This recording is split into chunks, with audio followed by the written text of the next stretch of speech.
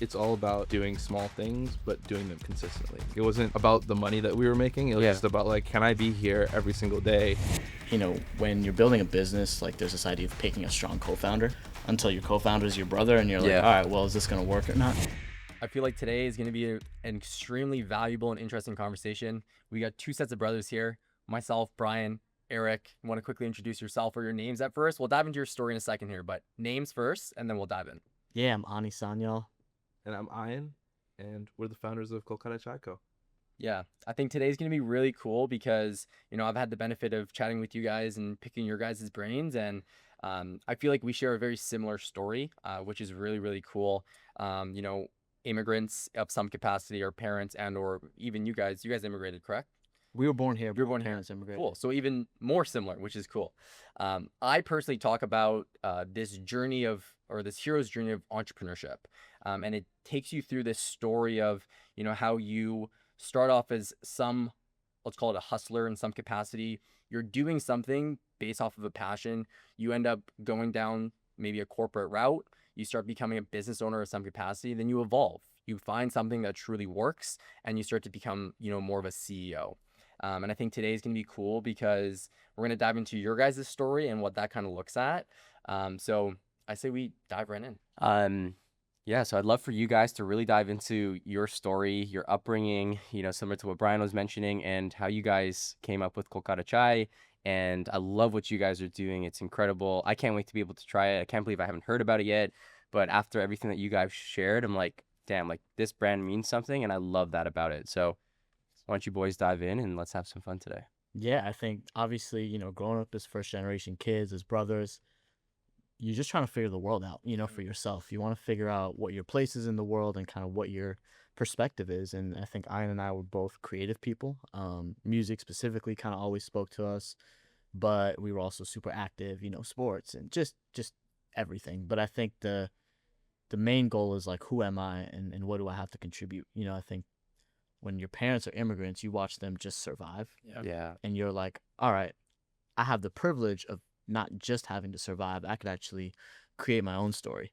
And so I think that was a big piece of it. I don't know if when it comes to chai, I think it was something that we had the privilege of going back to India as children and really being immersed in that street food culture, and like the energy is just unparalleled. And coming back here, kind of climbing up in the corporate world, I was drinking all the bougie coffee and I was like, wait a second, my culture is beautiful and this thing that I grew up with is not being represented properly here. And so that's where kind of the mission started, where it was all about like, how do we bring this, we grew up in these two separate cultures, how do we kind of combine them into this amazing experience that speaks to the first generation American experience. Yeah, it's like a little taste of home is really what kind of comes to mind when you guys talk about that.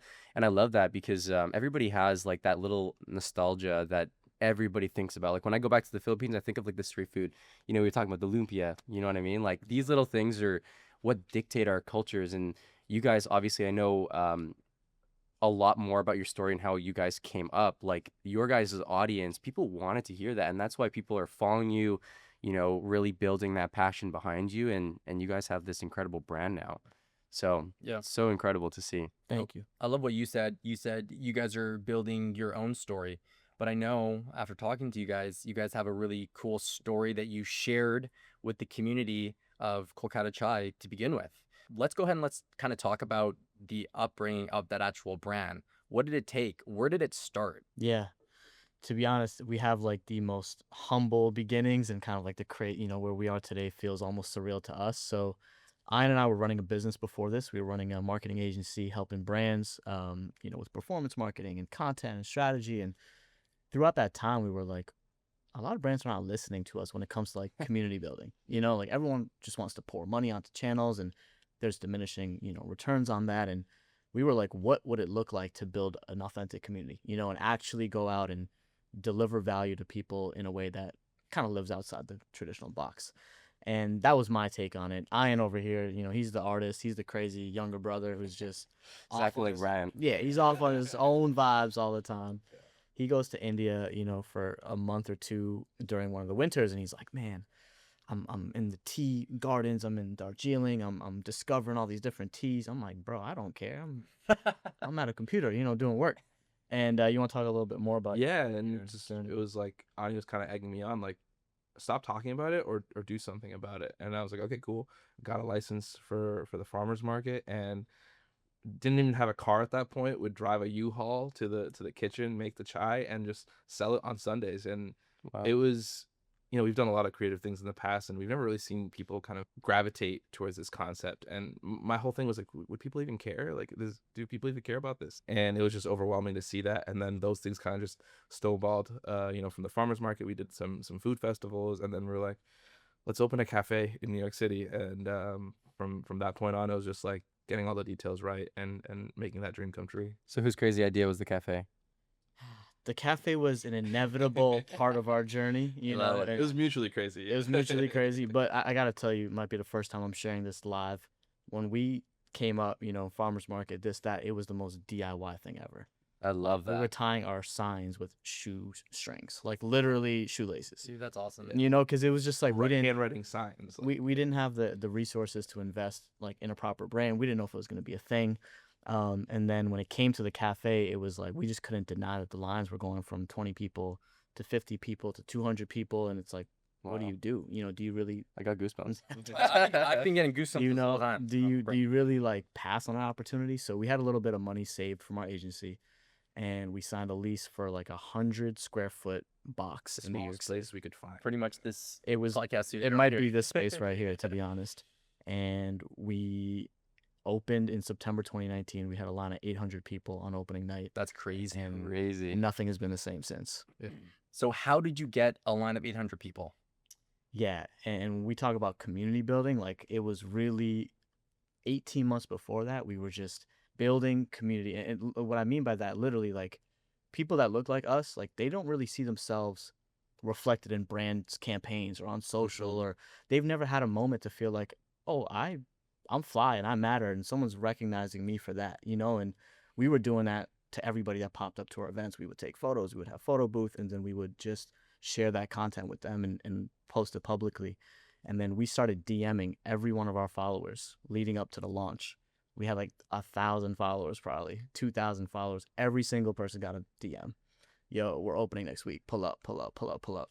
And then 800 people later, I was like, oh man, we might have done something. Damn. You know what? That's a high conversion rate. 1,000 Yeah. followers, 800 people. It was, Yeah. don't quote me on 1,000, it might have been 2,000, 3,000, Yeah. whatever. But it was, still, but I it mean, was- you guys talked about DIY, and I think I live by a philosophy of like, hey, if there's a will, there's a way, right? Yeah. And you guys found that. And in my opinion, people buy into that. People buy into The the story. small things, the story, the hustle, because that's the story of the upbringing. And as you get people bought into the community beforehand, I mean, 18 months of, committing to something and having an end goal in mind, you're crossing your fingers and you're hoping that things work out. And I'm super stoked that things did work out for you guys. It's that vision. A couple of things that really stood out for me was, doing those DMs. It's like you're doing the things that most people aren't willing to do, Yes. right? And it's when you do those things that it stands out and people see it. You talked about taking photos of these people. You're building audience. You're showing people that they're valuable. You're talking to your customer. You're showing the other people that are your customers that you care about them. And I think that's what ultimately I see so much authenticity in your guys' brand. And it's because of these little things that you guys are doing, which I'm sure were unintentional at the time, but have shaped everything that you guys have built. So, Yeah. so incredible to see. It's all about doing small things, but doing them consistently. Yeah. I don't 100%. think we ever missed a Sunday farmers market, and we were literally making like $200. Like, it wasn't about the money that we were making. It was Yeah. just about like, can I be here every single day? And especially when you're working in food, it's all about consistent product and consistent experience across your platforms. And that's something that we, even to this day, it's like what's going on at each kind of point of interaction with our customer. And that's super important. So curiosity here. Fast forward 2020, 2021, obviously, the pandemic. You guys are in retail. Yeah. What happened? It was very challenging. Very challenging. We had to shut down the store, due to city regulations or whatever. And again, at that time, we looked at it as an opportunity. And honestly, that's something that Ani had to bring out of me, because I was like, doom and gloom. I was like, how So how is this like? How It do you seemed like survive? everything So was many ending. people lost their businesses, or they didn't see it as an opportunity. In other words, So instead of kind of closing our shop, we turned it into a production facility for our chai mix, which ended up kind of we sold that on e-commerce and then eventually Amazon. But that was that first kind of hero product, and it emerged from this period of great uncertainty. mhm. Yeah. I think that's where two things. It's the naivete of entrepreneurship where you start off early on and you're like, I'm gonna do whatever it takes. And then being brothers, like being able to push each other to the total limit of like, what are we willing to do to keep the lights on? And I think that time built a lot of resilience, in terms of like knowing what our limits were Yeah. and how far we would go for the business. And you can't fake that. You can't teach that. There's That's no right. MBA, there's no course. You have to actually go through that. And so that built us up to really be in it for the long haul. And today there's a lot of challenge. Every day is a challenge, but it's like we've been through worse, Yeah. and we know how to navigate. yeah, I live by we live by a thing as brothers as well. It's hard times create strong men, and I think the perseverance is what shows, and I'm sure it shows in your brand too. People seeing you struggle probably through that time, they get even more bought into it. Yeah, for sure. ultimately. I mean, Ani started shooting a full documentary during that time, which people to this day still bring up. That's so. I gotta watch and it. just like like capturing the uncertainty, capturing the challenge, and turning that into a show of perseverance. I think. I'd love to dive into your guys' brotherhood. Obviously, like I can speak to Brian and I'm the analytical twin. Always have been operator of the business. I like looking at numbers. I like looking at data. Brian comes to me. I wake up in the morning, for instance, and I'll have like 5 ideas because Brian couldn't sleep that night. And I'll be like, well, this is a good idea, but these ones suck. Let me dive into this one, and then I'll come back to you in the next 24 hours, something like that. Like I'm that type of guy, but Brian's the visionary. He's the creative. He brings the good idea. So us together, we mesh so well. Do you guys have that type of dynamic? It sounds like you might have the creativity, but you guys are both creative, but it sounds like you're the, I don't know, the pusher. So talk to me about that. Yeah, our dynamic. I'm the executioner, and Ian is the idea guy and the vibes guy and he's the head chef. Like everything I tell people, what you taste is him, and what you see is me. So it's right down the middle. Do you guys live together? No. Good. That we can't do. But That's what I mean. It's crazy. yeah, but we shared a room for a long time. We shared a room growing Grew up. up in Yeah, that, yeah. yeah, We shared grew a up. room growing We up. had a. Yeah, we used to be called the bunk bed bros. You missed the bunk bed, but we shared a room. Yeah, I think when you're building a business, like there's this idea of picking a strong co-founder until your co-founder is your brother, and you're like, Yeah. all right, well, is this gonna work or not? We're really lucky to have complementary skills, and it's taken us time to build healthy habits around that because Yeah. when you're complementary, it can either clash or it can flow. And luckily, this is our second business together, and we got our clashes out in the first one. hmm And I know after speaking with you guys, you focus on the cafes, right? And you focus now on the online market. And I know one of your big goals is distribution. I'd love to dive into now, you'll hear your story with COVID, getting into online. Let's dive into what that kind of looks like. Chatting about Amazon. Did you guys start just through website first and then Amazon after? Yeah, so today 80% of our revenue comes from online. Okay. And we use the cafes as brick and mortar marketing vehicles and experience points. And we started originally just e-commerce only, DTC. And then when we launched Amazon initially, we were noticing like just sales coming in without any type of like attention to the platform, right? We're young, we have so much going on. It was just like, let's create another channel and test and see what happens. No ads, no investment, but revenue. And that's kind of when I think the light bulb went off for us to be like, oh, this is a whole entire channel Yeah. that can be supportive of our goal of bringing chai to every household Yeah. in the Western world. You get access to all the customers that Amazon has, and that's the great thing about it. There's always a pullover. Like we also do. I have a DDC element of our brand, or one of our brands, I should say, and there's a pullover when we run direct marketing to Yes. people on Meta. Yep. We don't spend anything or hardly anything on Amazon for that brand, and we get tons of sales. And our organic positions aren't always the best, so it's a direct pullover for sure. Yeah, we've seen that. Yeah, and I think it's everything's kind of very fragmented right now, and so the more you can build sort of outside, it everything directs to those sales channels. So we've noticed the same thing with Meta, and then we kind of made a decision to double down on Amazon ads and see like, okay, what can we get if we throw a little money on this platform, and then let's iterate, let's improve, and kind of continue to grow. And it's been, growth has been really, really solid. Yeah. I think at the end of the day, like, we say something and you can't advertise a bad product. You can have an amazing product with bad marketing and it'll probably still sell, right? And I think it comes down to those foundational roots that you guys built, the community that you built, the brand that you built off. It was just natural for things to happen. I truly believe that things happen for a reason. Your guys' journey is a pure representation of that.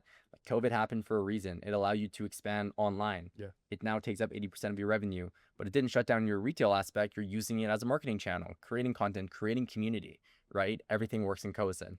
I'd love to chat with you guys about like your goals now, because I know, knowing you guys now over the past few days, you guys, I feel like, have a crazy ceiling and there's so much more for you guys in the cards. Where's the vision? Where are you guys going with Kolkata Chai?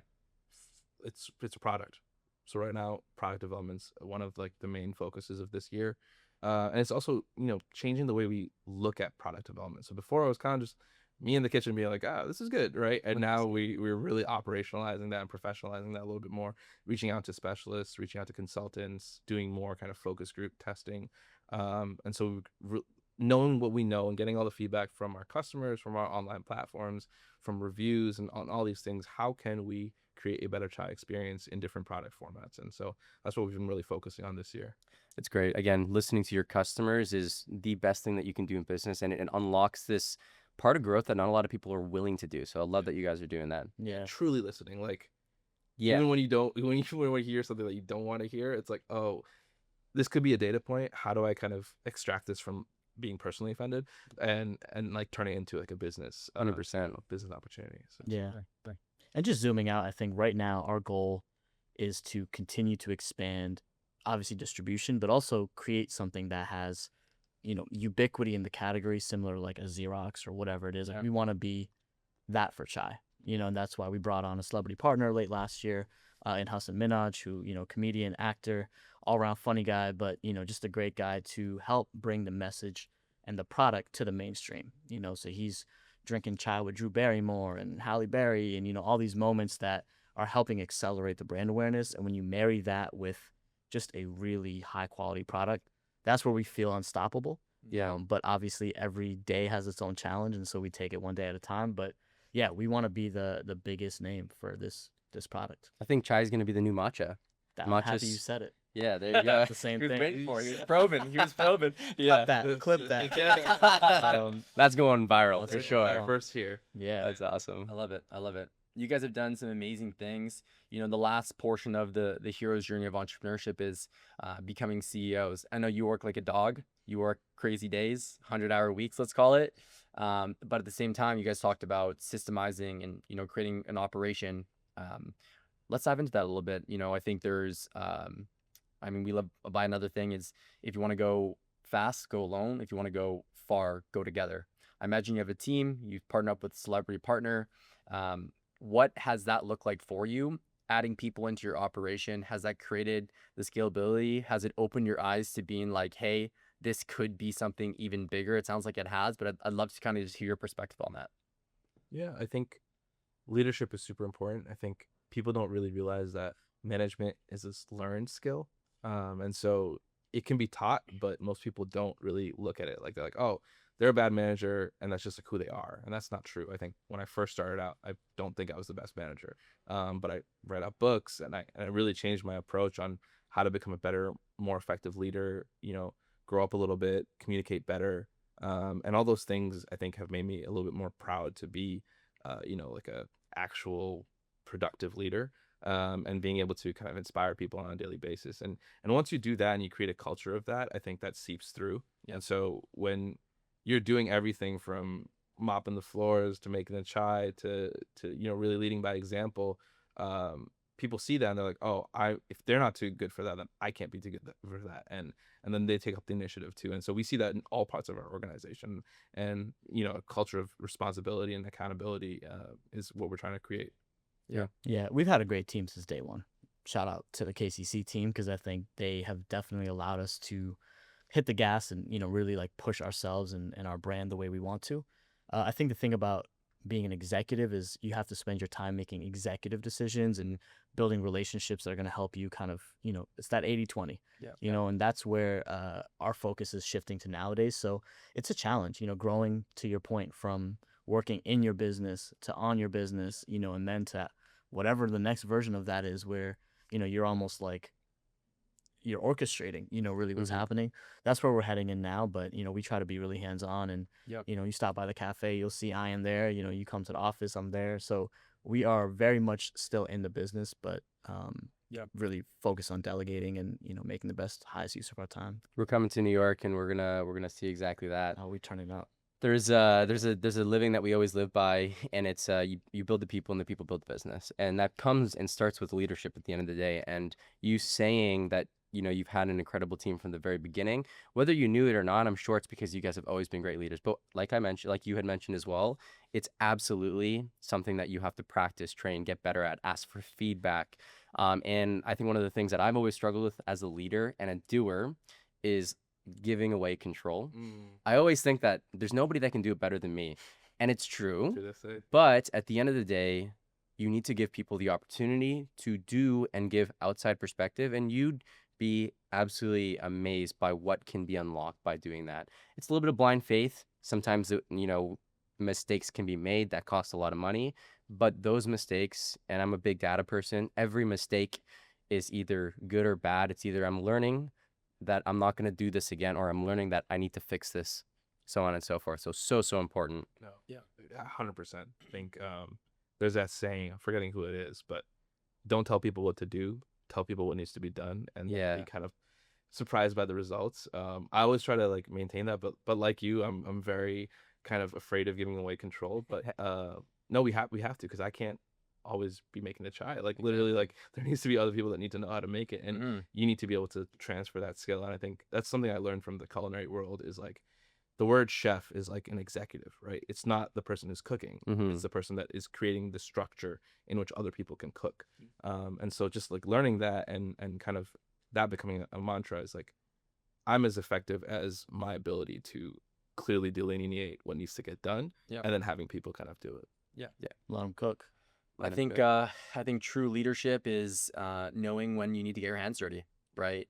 And then true leadership is also knowing when you need to give away control and let your team thrive. And when you see, those two kind of come into fruition, a beautiful thing is born. And I think that's exactly what happened with. That's what happens. Yeah, exactly what happened. So, man, I feel like I've literally had goosebumps this whole time.